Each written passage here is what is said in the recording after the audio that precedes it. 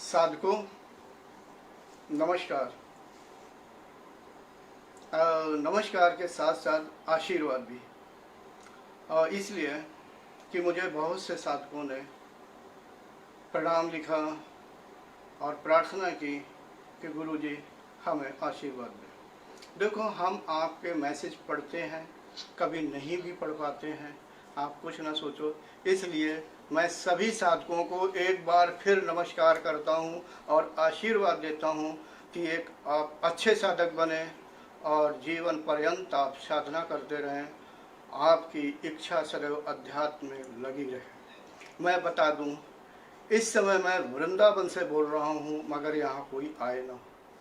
हाँ, और जो ये वीडियो ले रहे हैं तो विजय शर्मा ग्वालियर के हैं हमारे साथ, और अशोक जी पलवल के हैं, और अवस्थी जी भी सहयोग कर रहे हैं। एक लड़की पलवल की आई हुई है, जरा कैमरा इधर को लगा दें, और ये लड़की आई हुई है, और साथ में आपका नाम क्या है? मधु शर्मा। मधु शर्मा, ये विजय शर्मा जी की धर्म पत्नी है। यहाँ पर अब यहाँ पर इतने साधक उपस्थित हैं, आप सभी को मैं जानकारी देता हूँ। हाँ साधकों, मैं ये बताना चाहता हूँ कि भाई अभी कुछ दिन पहले तो मैं बहुत बीमार हो गया, और आप सभी जानते हैं कि बीमार मैं क्यों होता हूँ। जब साधक के जब साधना बढ़ानी होती है, कुंडली ऊर्ज करनी होती है, तो गंदगी तो आती ही है। मैं ऊर्ज करूं या मेरी बहन करे या मैं कोई साधक करे, तो सारे कर्म मैं ही वहन करता हूं, दूसरा नहीं। तो अब की बार थोड़ा ज़्यादा परेशानी हो गई, मुझे डॉक्टर की भी सलाह लेनी पड़ी, यानी उसकी सहायता से मैं ठीक हो पाया। हालत बड़ी ख़राब हो गई थी। जब ठीक हुआ तो अब मैं ज़िंदगी की अंतिम पुस्तक लिख रहा हूँ। पुस्तक का नाम है प्राणायाम, प्राण और जीवन। ये मेरी ज़िंदगी की अंतिम पुस्तक होगी, वर्तमान में लिख रहा हूँ। आशा है कि भविष्य में आएगी, आप सभी साधकों को अच्छी लगेगी। ठीक है, तो मैं सोच रहा हूँ कि कहाँ से शुरुआत करूँ। तो मैं यही कहूँगा कि साधकों साधना करते रहें जीवन में, और सदैव करते रहें। बहुत से साधक कहते हैं गुरुजी अपना कांटेक्ट नंबर बताएं, आश्रम का एड्रेस दें, मैं आ रहा हूँ, मुझे कुंडली जागृत करवानी है। तो साधकों, कुंडली एक मंदिर का प्रसाद नहीं है कि मंदिर पहुँच गए और ये पुजारी जी ने दे दिया। उसके लिए परिश्रम करना पड़ता है, उसके लिए उसके मतलब कितनी योग्यता होनी चाहिए, चित्त कितना शुद्ध होना चाहिए, मन कितना शुद्ध होना चाहिए, ये यानी उसके समकक्ष बनाना पड़ेगा। यानी इस तरह का कि कुंडलिनी जागरण होने के लिए चित्त और मन कितना शुद्ध होना चाहिए, उस स्तर पर अभ्यास के द्वारा पहुंचना होगा, तभी कुंडलिनी जागृत करने का समय आता है। अगर ऐसा नहीं होगा, नहीं करेंगे आप, तो किस किस की मैं गंदगी साफ करूँगा। तो साधकों, शायद आप सभी समझ गए होंगे, जो साधक मुझे मैसेज अक्सर किया करते हैं। चलो कोई बात नहीं। हाँ, मैं एक शिक्षा देना चाहता हूँ। पता नहीं मैं कितने दिनों तक आपका साथ दे पाऊँ, मुझे मालूम नहीं है। आप सभी को मालूम तो है ही है कि मेरा कार्यकाल दिसंबर 18 तक समाप्त हो रहा था, लेकिन किसी कारणवश अभी यानी 21 तक आ गया, जो उन्होंने शिविर किया।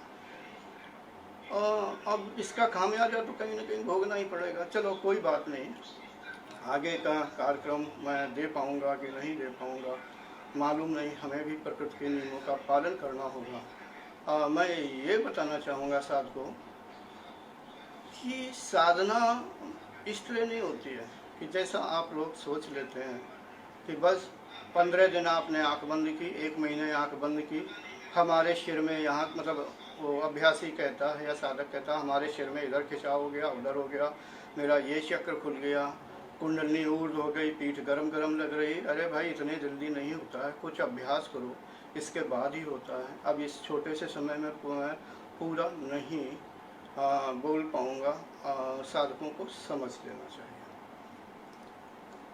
हाँ साधकों, जो ये हमारा सांसारिक जीवन है ना, सभी इसमें विकास करते हैं, विकास और जीवन विकास करके आरामदेह जिंदगी जीते हैं। मगर इससे भी श्रेष्ठ जिंदगी है आंतरिक विकास करना। वो व्यक्ति श्रेष्ठ होता है जिसने आंतरिक विकास कर लिया। जिन मनुष्यों ने आंतरिक विकास नहीं किया है वो इसका स्वाद नहीं चख पाते हैं, वो उसकी महिमा को नहीं जानते हैं।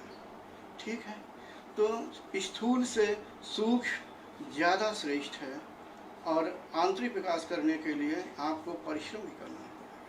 हाँ, विद्यार्थी विद्या अध्ययन के लिए विद्यालय में, महाविद्यालय में, विश्वविद्यालय में जाता है, जो शिक्षा ग्रहण करता है उसी के अनुसार अपने में उतारता हुआ फिर जीवन यापन करने के लिए नौकरी या व्यवसाय करता है। और व्यवसाय क्यों? उसे अपना भी जीवन जीना है, अपने परिवार का भी पालन पोषण करना है, तो धन तो चाहिए, बिल्कुल चाहिए। मगर धन जिन लोगों को कम प्राप्त हो पाया, पालन पोषण में कुछ कमियां महसूस हुई, तो दुखी रहने लगते हैं। मगर कुछ योग्य व्यक्ति जिन्होंने धन ढेर सारा अर्जित कर लिया, तो उन्हें दुख तो होता नहीं है सांसारिक, बल्कि उनके अंदर अहंकार पैदा हो जाता है। इतना अहंकार कि अब पूछो ना, कि वो अहंकार के सामने पता नहीं अपने आप को क्या समझने लगते हैं। हाँ, मैं अच्छी तरह जानता हूँ। ये जो धन बल, जन बल, बाहुबल, ये तीनों बल है ना, ये अहंकार की देन है। जब इनका बल प्रयोग करके समाज में प्रयोग किया जाता है तो उस आदमी का पतन हो जाता है। मगर इसके ठीक उल्टा, जब कोई मनुष्य आंतरिक विकास करता है और आंतरिक विकास करता हुआ आगे यानी कि आगे पहुंचता है, यानी उच्च अवस्था को प्राप्त होता है, उस समय उसे एक ऐसा सुख नहीं कहना चाहिए, आनंद, उसके अंदर संतोष, उसके अंदर धैर्य प्राप्त होता है। तो उसके लिए उसे कहीं कुछ जाना नहीं होता है, अहंकार भी नहीं होता है, अपने अपने आप में शांत होता है और प्रकृति के रहस्यों का ज्ञान होता है। उसे मालूम होता है कि मनुष्य क्या है।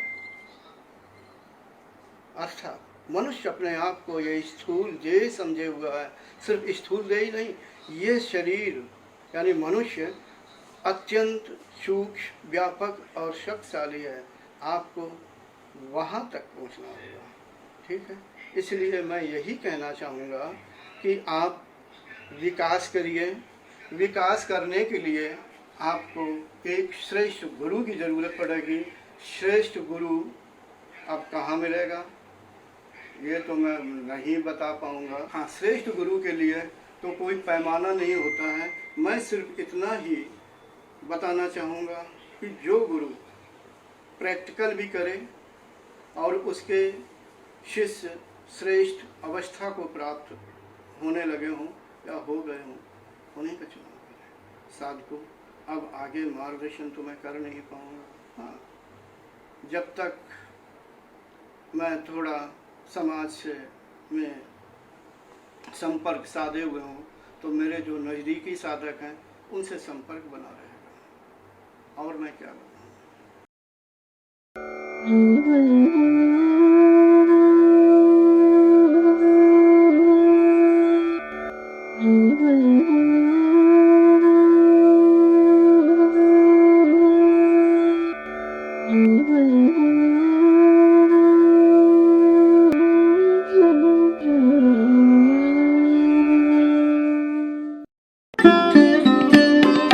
Thanks for watching. Remember to like, comment and subscribe.